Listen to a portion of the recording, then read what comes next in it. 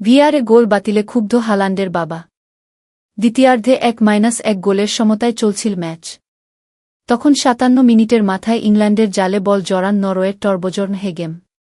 এই এক গোল ঘুরিয়ে দিতে পারত পুরো ম্যাচের মোড়।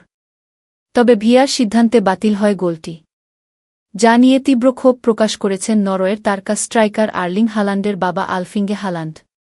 তার দাবি, গুরুত্বপূর্ণ মুহূর্তে রেফারির সিদ্ধান্তই ইংল্যান্ডকে ম্যাচে টিকিয়ে রেখেছে এবং নরওয়ের সঙ্গে অন্যায় করা হয়েছে। যদিও ভিআর পর্যালোচনায় দেখা যায়, গোল হওয়ার আগে হালান্ড এলিয়ট অ্যান্ডারসনকে ধাক্কা দিয়েছিলেন। সেই কারণে গোলটি বাতিল করেন ফরাসি রেফারি ক্লেমেন্ট টার্পিন। নরওয়ের গোল বাতিল হওয়ার পর গ্যালারিতে বসে ম্যাচ দেখা আর্লিং হালান্ডের বাবা আলফিঙ্গে হালান্ড সামাজিক যোগাযোগ মাধ্যমে লিখেছেন, রেফারির কারণে ইংল্যান্ড বেঁচে গেছে।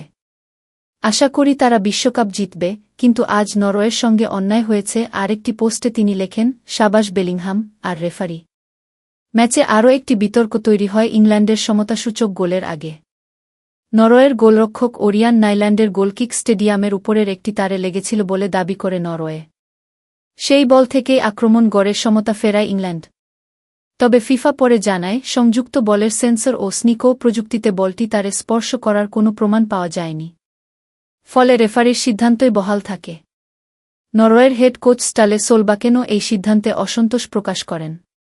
বলেন, বলটি আমাদের বেঞ্চের সামনেই নিচে নেমে এসেছিল। আমাদের কাছে স্পষ্ট মনে হয়েছে এটি তারে লেগেছিল।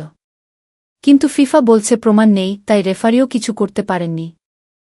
অন্যদিকে এমন গুরুত্বপূর্ণ ম্যাচে অতিরিক্ত সময়ের খেলায় দুর্দান্ত ফর্মে থাকা হালান্ডকে তুলে নেওয়ার বিষয়টিকে অনেকে ভালো সিদ্ধান্ত বলে মনে করছেন না। তবে নরওয়ে কোচ জানান, হালান্ডকে আরও আগেই তুলে নেওয়া উচিত ছিল। বিষয়টি ব্যাখ্যা করতে গিয়ে সোলবাকেন বলেন, আর্লিং প্রায় শেষ হয়ে গিয়েছিল। সত্যি বলতে 10 মিনিট আগেই তাকে বদলি করা উচিত ছিল। আমাদের নিউজ দেখার জন্য ধন্যবাদ। এতক্ষণ আপনাদের সাথে ছিলাম আমি ফারজানা আক্তার অধরা।